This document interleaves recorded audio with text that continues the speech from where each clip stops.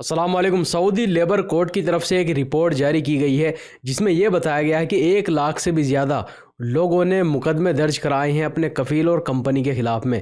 तो देखिए, अक्सर सऊदी अरब के अंदर ऐसा होता है कि जो गैर मुल्की सऊदी अरब के अंदर आते हैं काम करने के लिए, तो उनका जो कफ़ील है या कंपनी है उनको पूरी सैलरी नहीं देता या सैलरी देता ही नहीं है।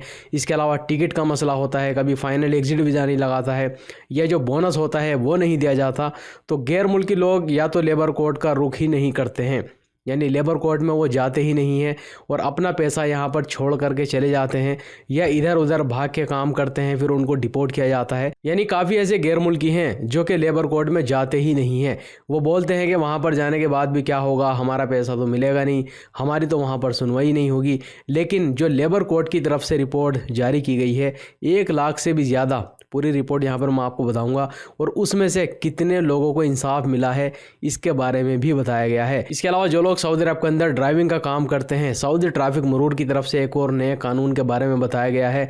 और इस हफ्ते सऊदी अरब के अंदर अलग अलग इलाकों से काफ़ी सारे गैर मुल्की लोगों को गिरफ्तार भी किया गया है, उसकी रिपोर्ट भी मैं आपको बताऊंगा। तो आपसे रिक्वेस्ट है, वीडियो को शुरू से लेकर आखिर तक ज़रूर देखें और इस वीडियो को ज़रूर शेयर भी कीजिएगा अपने दोस्तों के साथ में। दोस्तों, सबसे पहले एक ज़रूरी खबर आपके साथ में शेयर करना चाहूँगा। सऊदी मिनिस्ट्री ऑफ हज एंड उमरा की तरफ से आई है उन लोगों के लिए जो लोग सऊदी अरब के अंदर मौजूद हैं और उन्होंने हज का पैकेज बुक कर लिया है या वो बुक करने वाले हैं। तो यहाँ पर कुछ ऐसी कंडीशन बताई गई हैं जिन कंडीशन में अगर आप चाहें तो अपने हज के पैकेज को कैंसिल करा सकते हैं और जो भी पैसा आपने पे किया है वो आपको मिल जाएगा।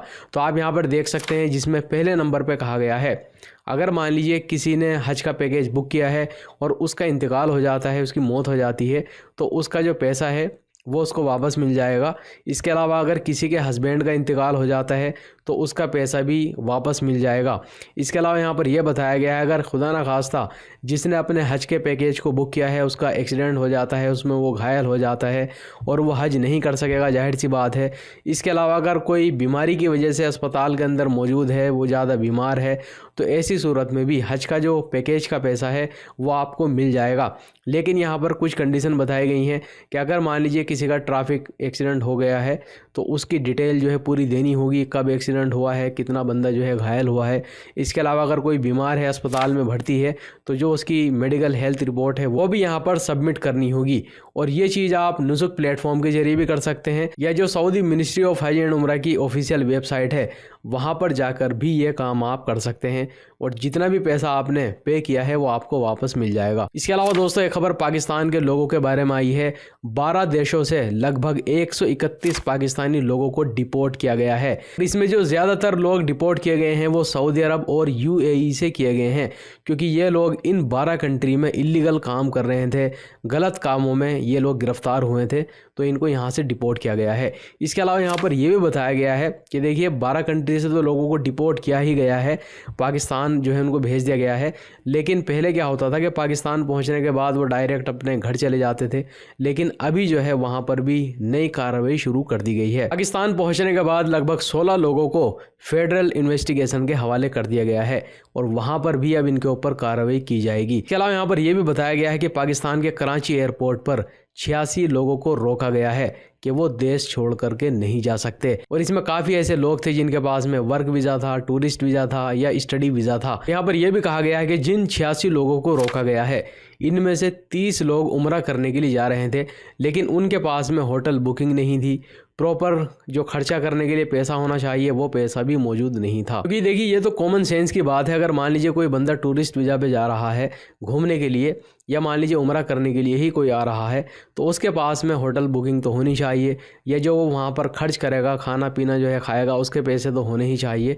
तो शक की बुनियाद पर, क्योंकि काफ़ी ऐसे लोगों को भी पकड़ा गया था पहले जो कि सऊदी अरब आने के बाद में यहाँ पर भीख मांगने का काम वो कर रहे थे, जिसकी वजह से अभी पाकिस्तान के एयरपोर्ट पर काफ़ी सख्ती की जा रही है। तो आप यहाँ पर देख सकते हैं रिपोर्ट में, जिसमें कहा गया है Saudi Arab, Oman, Azerbaijan, Malawi, Congo, Bahrain, Malaysia, Indonesia, दक्षिण अफ्रीका, थाईलैंड, तुर्की, इसके अलावा कुछ और कंट्री थी जहां पर ये पाकिस्तान के लोग जाना चाहते थे टूरिस्ट वीज़ा पर, लेकिन इनको रोक लिया गया। इसके अलावा कुछ लोग कतर, तुर्की, सऊदी अरब आ रहे थे, उनको बोर्डिंग पास ही नहीं दिया गया क्योंकि वो लोग ब्लैक लिस्ट थे इन कंट्री के अंदर।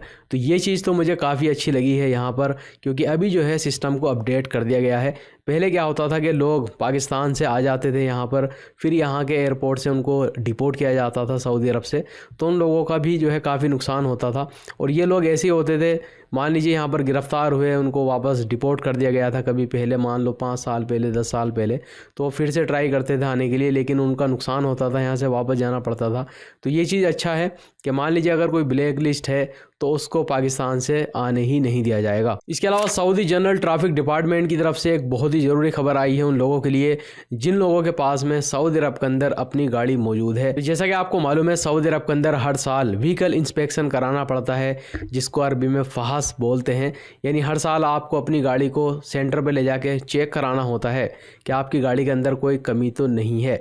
तो देखिए, पैसेंजर्स की सेफ्टी को ध्यान में रखते हुए ये एक नया कानून बना दिया गया है, जिसमें यह बताया गया है कि जो भी टाइम है आपकी गाड़ी को चेक कराने का, उस टाइम पर ही आपको अपनी गाड़ी का व्हीकल इंस्पेक्शन कराना है, फ़हास कराना है, नहीं तो फिर 300 रियाल का जुर्माना लगाया जाएगा। इसके अलावा एक खबर सऊदी मिनिस्ट्री ऑफ इंटीरियर की तरफ से आई है, जिसमें कहा गया है कि 6 फरवरी से लेकर के 12 फरवरी तक सऊदी अरब के अलग अलग इलाकों से 22,663 गैर मुल्की लोगों को गिरफ्तार किया गया है। ये ऐसे गैर मुल्की थे जिनके पास में इकामा मौजूद नहीं था, या इकामा एक्सपायर था, या भाग करके काम कर रहे थे, या इलीगल तरीके से उन्होंने एंट्री की थी सऊदी अरब के अंदर। और कुछ गैर मुल्की ऐसे थे जिनके इकामे में जो काम लिखा हुआ था वो काम नहीं कर रहे थे, बल्कि कोई दूसरा काम कर रहे थे। इन सभी गैर मुल्की लोगों को गिरफ्तार कर लिया गया है। अब इनके खिलाफ में जुर्माने होंगे, जेल की सजाएं होंगी, फिर इनको यहाँ से डिपोर्ट कर दिया जाएगा। इसके अलावा एक और ख़बर यहाँ पर बताई गई है, जिसमें यह कहा गया है कि 14 ऐसे लोगों को भी गिरफ्तार किया गया है जो कि सऊदी अरब के अंदर इलीगल गैर मुल्की लोगों को ट्रांसपोर्ट की सहूलत दे रहे थे अपनी गाड़ी से। यानी एक जगह से दूसरी जगह उनको छोड़ रहे थे अपनी गाड़ी से, या उनको काम पे रखा हुआ था, या उनको रहने के लिए जगह दी थी।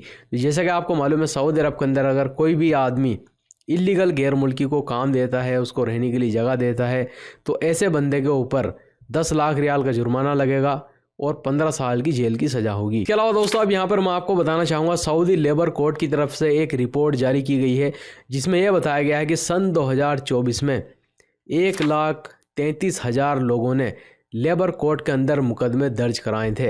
यानी अपने कफ़ील और कंपनी के ख़िलाफ़ में ये मुकदमे दर्ज हुए हैं लेबर कोर्ट के अंदर, जिसमें से 1,29,000 फ़ैसले सुना दिए गए हैं। यानी 1,33,000 जो मुकदमे दर्ज कराए थे, मान लीजिए किसी की सैलरी नहीं मिली, किसी का बोनस नहीं मिला, किसी का टिकट का मसला था, किसी का और कोई मसला था अपने कफ़ील कंपनी के साथ में, तो इन सभी लोगों ने लेबर कोर्ट के अंदर मुकदमे दर्ज कराए थे 1,33,000 से भी ज़्यादा, जिनमें से लगभग 1,29,000 फ़ैसले सुना दिए गए हैं।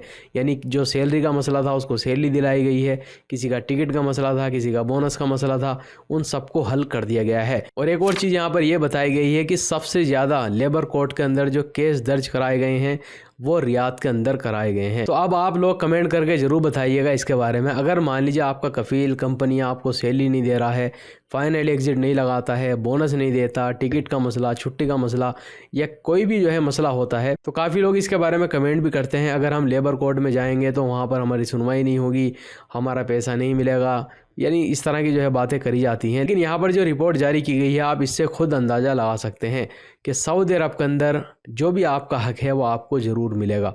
वीडियो देखने के लिए बहुत बहुत शुक्रिया।